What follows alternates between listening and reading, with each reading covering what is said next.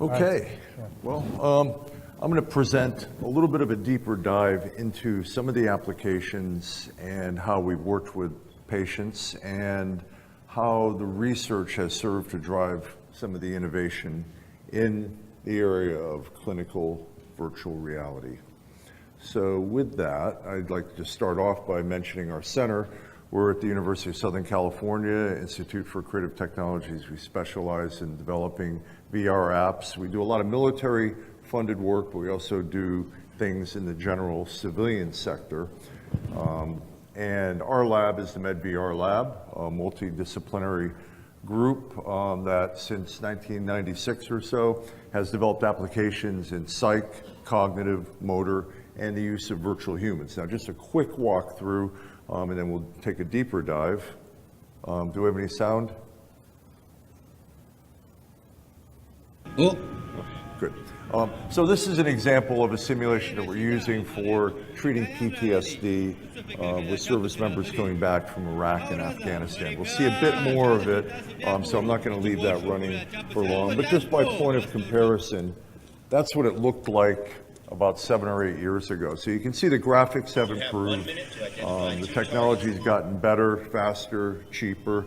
And now it's no longer sort of a sci-fi vision to use VR clinically. We can deliver it in clinical offices and make a difference for patients, as you'll see from the data. In this case, what we did is we took a simulation built for PTSD exposure therapy and built a set of cognitive tests in it. Tests of attention, memory, executive function. So we're able to take one simulation designed for one purpose and repurpose it for another application. But as I mentioned, we also do civilian work. This is from 1997, a mental rotation training system on a 3D visualization tool.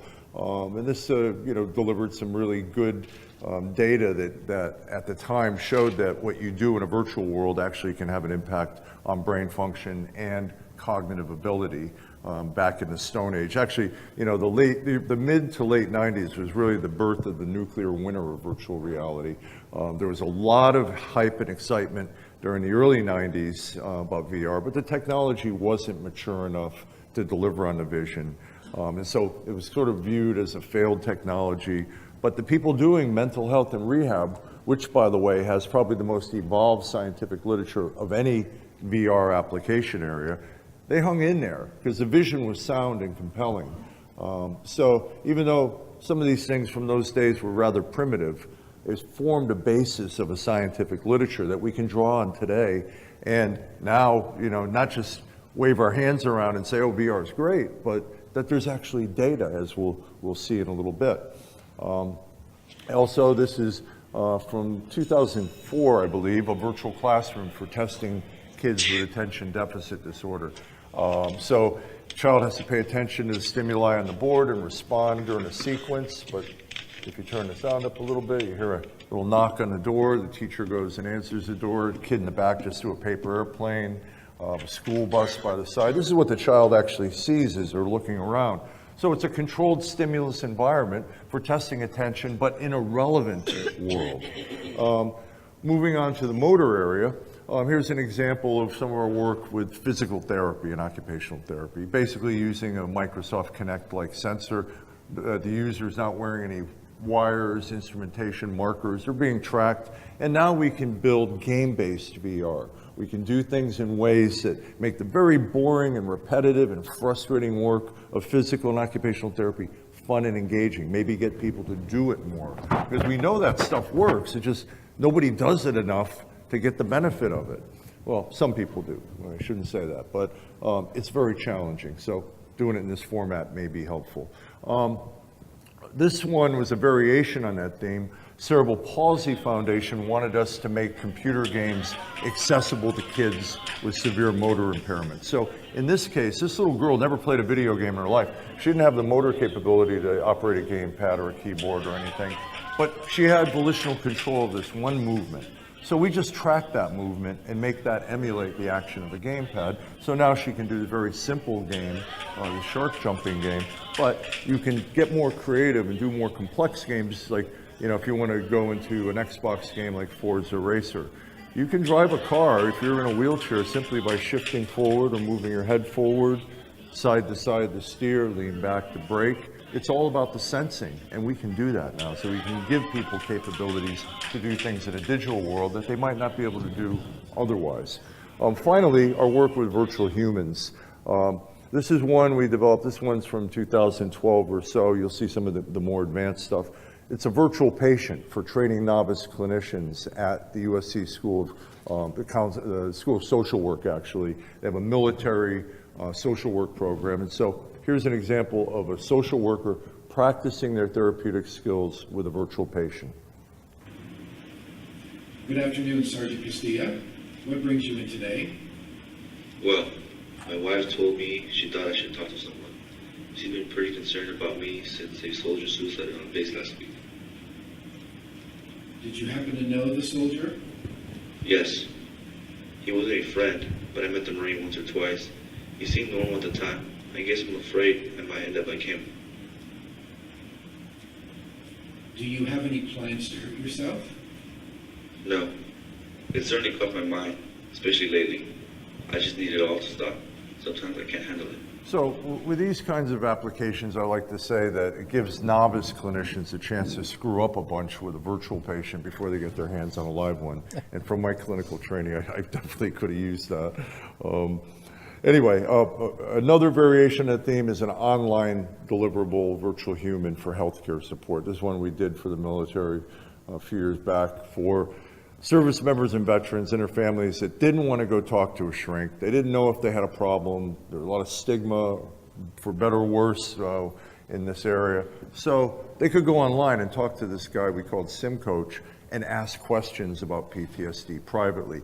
The Sim Coach could ask questions back that were thinly veiled screening questions. So the character is getting to know the user's status a little bit, and at some point can give some advice like, you know, geez, man, it looks like you're going through a hard time. If you want, I can pop up on the right a link from a website from the National Center for PTSD where you can punch in your zip code and a list of providers in your local area will pop up. So it's not about replacing good care by a live provider, but a toe in the water that might break down the barriers to care to get someone to actually get that help. I'll just let him introduce himself real quick here. Well, I'm not a real person, if that's what you're asking, but I'm based on the personality and experiences of real soldiers and Marines. I'm still just a piece of software, but I'm getting better all the time, so hopefully I can be a helpful piece of software to talk to. So with that said, I'm not going to spend much time on definitions. I think everybody gets what VR is, but just to say from the technology side, integration of enabling technologies, computers, interface devices, displays, whether they're head mounted or on a big projection screen, different ways of tracking the body, all about really what I prefer as a definition, a more human-centric definition, is basic HCI, basic human-computer interaction, making interaction with computers and complex data more natural and intuitive. And if we look at the last 20 years of HCI, maybe we need something to go beyond the hunt and peck power that we have for building PowerPoints and Word docs, and instead take advantage of this. Now, in mental health and rehab, the metaphor is simple. Simulation technology. Just as an aircraft simulator would serve to test and train piloting ability under a range of controllable conditions, we can test, train, teach, and treat human functioning across a wide range of areas. And in some sense, it's the ultimate Skinner box if you're a student of psychology. Controlled stimulus environments, but rather than that controlled stimulus environment being a light going on and a reaction time button, you're in a real world environment that we can control, a real world environment that has some relevance for whether it's a training or a therapeutic or an assessment objective. Now, over the years, and Walter spoke a little bit about this, in 1994, everybody used it, VR, clinically for phobia treatment, fear of heights, fear of flying, fear of public speaking. But since that time, this is a short list of the areas that VR has added value either as an assessment tool, a tool for intervention, or a scientific an aid to doing science with these groups. And this is a short list. The list grows every day. I'm amazed to see the different ways people now are applying clinical VR as a tool to enhance treatment. Now, when we talk about VR, think of the 3 I's: immersion, interactivity, and imagination. You don't always need all 3, but it's good to have at least 2. But when we talk about immersion, we're talking about what you already saw today. Wearing a headset that occludes you from the outside world and being in a simulated or synthetic environment that you can interact with. In this case, an Iraqi marketplace for part of PTSD treatment. But we can also do other things. In this case, you have a sensor in front of the headset that's tracking your hands in real time and making it so you have a first-person interaction with digital content for perhaps physical therapy. We've always done it in a third-person format, standing in front of the screen, but now you can really track your hands in real time and interact with these objects to do a wide range of upper extremity rehab. And this is part of a series of about 15 games that we've put together that we're now moving towards doing some clinical research with. And you'll see in a second, you go from that to bimanual coordination. As long as you keep your hands like this, coordinated, you'll be able to fly that plane or that rocket ship through space for objectives. Interactivity, it doesn't always have to be immersive. So in this case, a balance training exercise, again using a Kinect, where you shift side to side to steer the penguin down the slope, you lean forward to go fast, you lean back to slow down.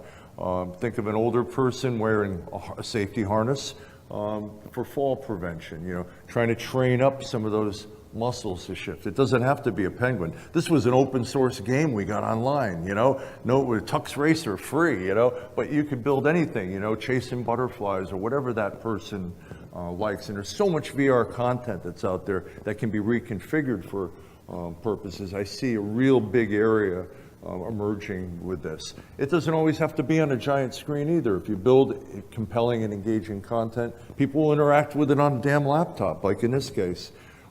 You can also use interactivity to drive interaction with virtual humans. It doesn't always have to be immersive, although these characters look really good when they're in a Vive and you see them in stereo, but you can deliver them on a flat screen. So here's a case. We did this for the Dan Marino Foundation. The goal was to build job interview trainers for high-functioning people on the autism spectrum. People that can oftentimes do a job. They're very bright and insightful in a lot of ways, but they choke during a social interaction, and particularly in job interviews. So we had 6 characters built, 7 different backdrops to represent different jobs, and each character could be cranked up from, you know, soft touch interviewer to neutral to to cranky interviewer, as you'll see here. This character and this backdrop, nice. I'm glad you're here. In a minute, we'll get into some questions about the job. But before we do, why don't you just tell me about yourself? All right, now we can change up. We can go through an interview a bunch of times like that with that character or other characters. But then we can also change it up, pick a different character, a different backdrop, and make her cranky. This is an entry-level position. I guarantee there will be things you won't like about this job. That said, what's the most important thing you think you're looking for in a job? Not having to work with you. Okay, let's see. So when you think about what does VR bring to the table, you can go into specific assets: stimulus control, ecological validity, game features, safety, all those things. But to look at it more generally, think of expose, distract, motivate, or motivate, measure, and engage. So on the exposure thing, PTSD, phobias, addictive behaviors, putting people in provocative environments and help them overcome the challenges in the safety of a simulation.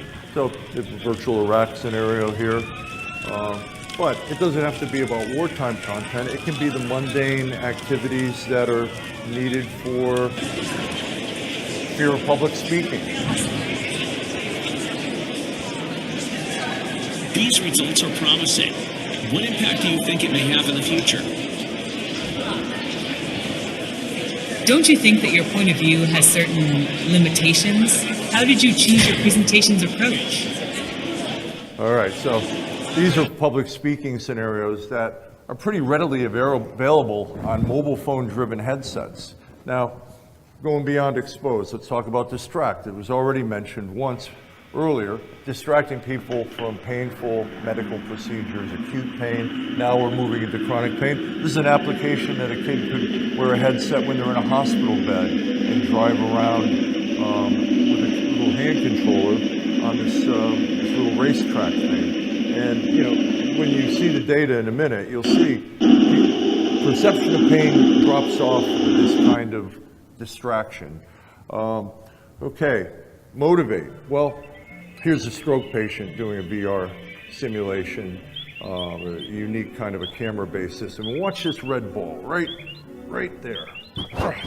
That's what you want. You want to motivate that engaged activity when you're doing rehab, and that's what VR can do. By introducing gaming features into rehab, you get people to do more of it, and they might actually like it.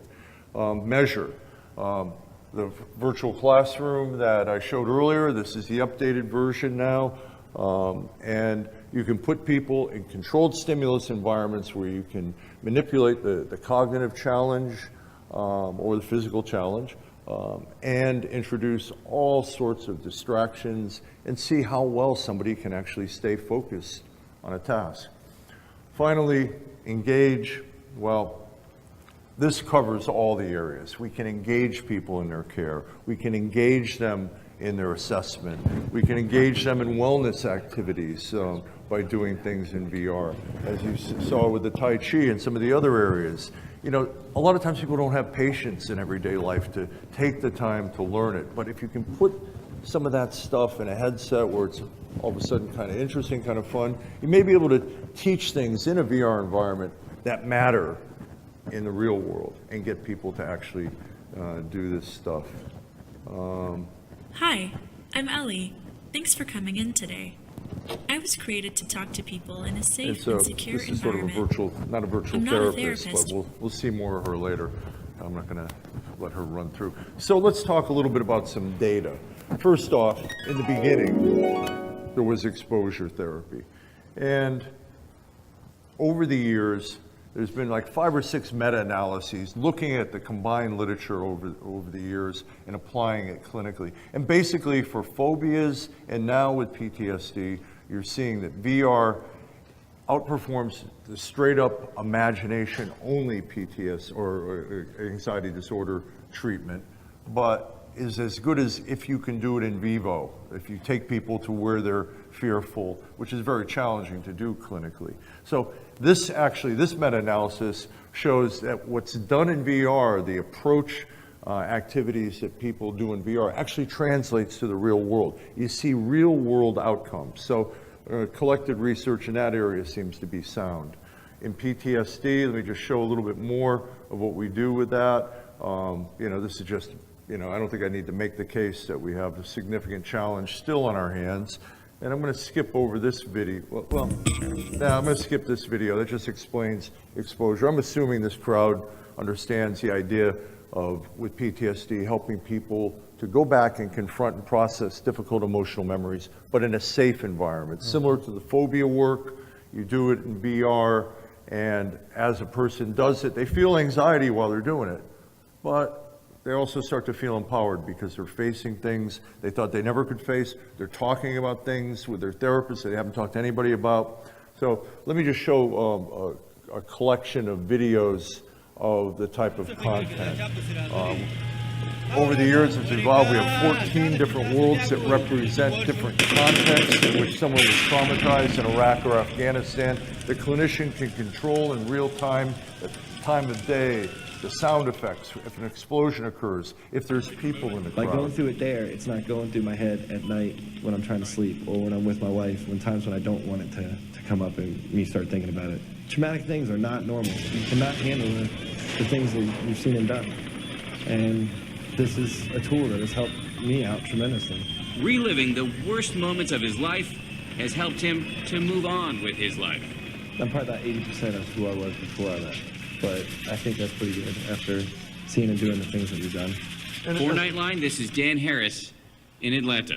And aside from the idea of the clinical efficacy, this system's gone out to about 100 sites thus far. And a lot of times clinicians who are operating the system in real time, actually Wizard of Oz creating the experience around the patient's narrative. A lot of times patient says, I feel like you understand my situation better because you're creating it as I speak and you're seeing it. And so aside from the efficacy issue, I think you're building a level of empathy with your clients that they understand each other. Because a lot of times working with vets, if you're not a vet, they don't take you seriously. So anyway, so some data. First clinical trial actually done here at the San Diego Naval Medical Center and at Camp Pendleton. Pre, post, 3-month follow-up. That's the individual data points. 16 no longer met PTSD criteria at the end of treatment. 4 did not benefit. Another study following up, same pattern of results, strong effect size. Another study done in an intensive format, a 3-week intensive treatment where VR exposure was done in the morning and in the afternoon, a range of psychosocial clinical applications were done with clients. So you see that maybe this is more a reflection of commitment, somebody willing to go for 3 weeks to a place and really deal with their PTSD. They want to get over it. So that's a very strong, that's a 2.06 effect size. It's very strong. Another study out of Emory University showing progressive gains even after the treatment at 6 months and at 1 year follow-up with large sample size, 156. Also from that study, we're seeing physiological markers, in this case, startle response, dropping off over time, one of the key symptoms, the hyperarousal component of PTSD, as well cortisol reactivity being reduced over time. So we're going beyond just self-report. We're trying to measure some objective physiological measures. Now, we've also done an expansion of this now where we're addressing military sexual trauma. Now, just want to the caveat here, we're not creating virtual sexual assaults. We're creating the context that sexual assault survivors report these events happening to them. And so built out a lot of civilian content because even though our focus is on the military, they funded the project. Most sexual trauma in the military is not happening in the trenches of Afghanistan. It's happening around Camp Pendleton and around US bases. So that's a project that just recently got started. We've got 8 clients going through the initial feasibility trial. This is from the first 6 clients. So you can see the reduction thus far. If this holds up with a larger sample, I think we'll be in good shape that this could be translated quite easily to the civilian population. And that is our goal. I think probably some of the problems that we see with law enforcement and first responders, I think a lot of that is PTSD, emotional numbing, hypervigilance, quick startle response. Let's face it, it's an urban battlefield out there for police officers. They're confronted with trauma on a daily basis. I think it's almost unethical not to pay more attention to their needs. We pay a lot of attention to veterans. Yes, that's another thing we must do. But I think we got to take a closer look at doing a better job with law enforcement, first responders, victims of terrorist attack, and so on. I want to thank Dell, AMD, and Valve for donating a bunch of systems that we're distributing to VAs that don't have the funding to get this system. Those are going to be distributed in September. And then pain, just real quick, very early research, Hunter Hoffman's landmark work, basically comparing an already distracting procedure, Nintendo, with a primitive head-mounted display and showing dramatic differences by immersing somebody in a virtual environment and giving them something to do while they're getting daily wound care for their burns. And on the right, you see the effect prevailing over multiple trials. In that case, it was for physical therapy after a skin graft, which if you've ever seen that or heard it, it's extremely painful. And you're seeing reductions that continued over 7 sessions. These findings are very durable. They've held up in many studies since that time. Game-based rehab, real quick, some interesting work in terms of motivation. Using high-end equipment, this is using a haptic master, a force feedback device that can both provide forces push against your movement if needed, or to help guide your movement. Some really great work being done in New Jersey on it, but also delivering after 20 hours of training, delivering measurable effects, not only in kinematics, but actually on real-world assessments of function. And we see this kind of work published quite regularly, now showing it outperforms usual care. This just came out a couple months ago, more effective than traditional methods. I think it's just that it's motivating. I think we're always operating from the base of what works in the real world and how can we enhance it in the virtual world? How can we amplify that effect? I think the amplification comes, we get people to do it more. Because we're doing the same thing, we're encouraging motor movement.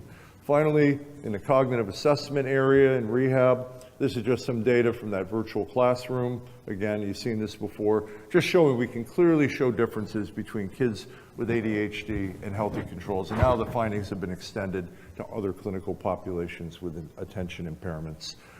Finally, the last thing is some of the AI work with virtual humans. Now, this is that job interview system. You can see the characters, the different characters, different backdrops, but I want to have a client who never would have gone in front of a camera until she went through this program. And here's her talking about her experience. It's a good program, and it teaches you how to do an interview, and it teaches you how to be in an interview situation with another person. And did you see your performance improve?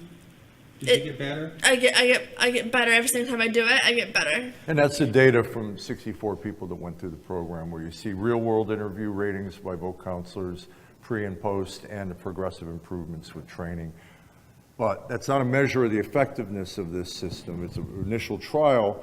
It might be a better assessment tool in this case, because there's other things going on in this program, actual job coaching, training with real people. But, this is first pass encouraging data to support the continued work. And now it's being used with veterans at the US Vets program in Los Angeles. And we're building out the content around more veteran, it's hard to find a job. Veteran-centric issues. Anyway, and some of the early ratings by veterans on different topics about using it, the first 17 people to go through. You always want to test with your targeted user group early on in order to get a real assessment that you're on the right track and what you need to evolve it.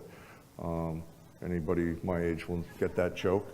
Okay, I mentioned the virtual human stuff from previously.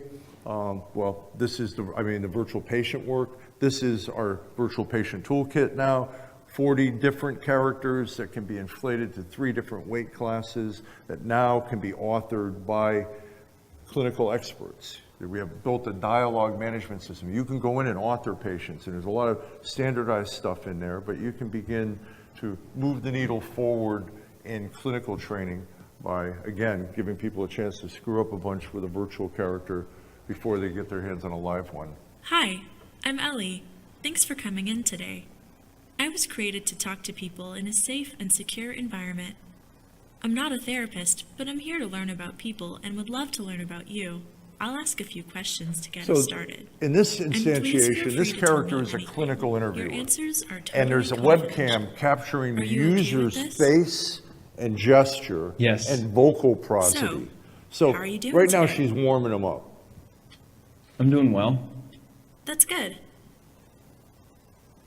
Where are you from originally? So build rapport. But then, I'm from about 8 minutes in, When was the last time you felt really happy? When was the last time? so behavioral analytics are being tracked, going into don't the know. system. Yeah, I'm not someone who's really like, I don't have any real highs. I feel like I'm a level person. It's just happy. I guess to answer your question, probably a couple months ago. I noticed you were hesitant on that one. Would you say you were generally a happy person? So if he had answered that question like, oh, just the other day I went to a party, had a great time with my friends, she just would have went on to the next question. But by sensing those behaviors, now she's reflecting back in a way that builds a little bit of credibility. So you've got the real-time adjustment of options for follow-ups to a response, but as well, that information gets quantified. What happened?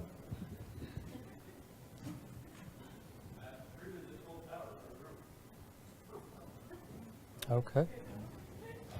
All right, well, let me just tell you what happens. We quantify that stuff. Whoa. We quantify all these behavioral analytics. And, Oh, there we go. oh, here we go. All right, so we quantify a bunch of these. I'll go faster because we're getting near the end. And we can, with known groups and large samples, we can begin to detect differences in psychological distress, in facial expression, in vertical eye gaze, smile intensity. Distressed people smile as many times as healthy controls. They just do little short, polite smiles, non-robust. You can pick all that up. You know, touching your face, fidgeting, and a lot of vocal prosody elements. We're picking up, we're mining things from how people talk, not what they say, but how they say it. That is really being predictive. So finally, I left off imagination, the third eye. I just want to close with that and say, you know, there's been a lot of imagination going on in this field for many years. Really, the first head-mounted display there, before the sword of Damocles. And the vision in the 90s was, you know, get into the computer, Tron-like, get into the game. The reality in the 90s, unfortunately, you know, it was crap. You know, anybody who tried a headset back then, you know, will attest to that fact. But then a funny thing happened. This guy, Palmer Luckey, was no longer in the field for various reasons, but he was working in our lab and had this idea about building a headset, and he went off and got a Kickstarter and off to the races. Got actually $3 billion out of Facebook for his company without a product. But what that did, regardless of what you think of Oculus, all these other companies now have come into the fray, and this is my favorite, what we have right here, the Vive headset. But a lot of options now, low-cost options. That now this is not pie in the sky. This is something that you can do in your office or in a research lab. And it's driven a whole ecosystem of interface device imagination. People are building cool things for how do you walk around in these environments? How do you select objects? Yes, you get a misstep every now and then, but we're seeing more and more popular media and public attraction to VR. Some people would say it's overhyped, you know, that we're running into the same problem we ran into in the early 90s, you know, too much hype, we build up too much expectations, not delivering on it, you know, some creepy things there. But we do know that this stuff is capturing imagination. We owe it to ourselves and we owe it to our clients, and we owe it to the field of healthcare to embrace this stuff and move forward. And there's money to be made. You know, Goldman Sachs report, look what comes in second place after gaming and entertainment, healthcare. So we're seeing this as well in startups. VBI was a company from the 90s, about the only one for many years. In the last 2 years, there have been more mental health and rehab startups than in the previous 20. Neuroscience people tend to agree stimulus control is important, but clinicians in psychotherapy seem to agree. When asked what were the top things that are going to change the next 10 years in therapy, VR came in fourth. And 4 of the top 5 were tech-based: mobile apps, web-based treatment, teletherapy, and VR. You know, for the young at heart, certainly my niece and nephew, when I first got my Gear VR mobile phone thing, they loved it. But it's not just for kids. And I went to visit my mom in Connecticut. Got in at like 3 in the morning. My flight was delayed, but she waited up for me. And I go, Ma, you gotta try this thing. It's so real. My God, it looks like my backyard, my yard with the snow. Oh, Lord in heaven. How they ever can create this. You know what? I'm hanging onto the sink. because I'm afraid I'm going to fall down the cliff. Yeah, honest to God. You feel like, oh, if you step off, you're going to fall right in there. Holy mackerel. Holy macro is right. If you're watching this, please fund my son's research so that he can take care of me in my old age. You gotta have your mom make the pitch for you. Okay, thank you.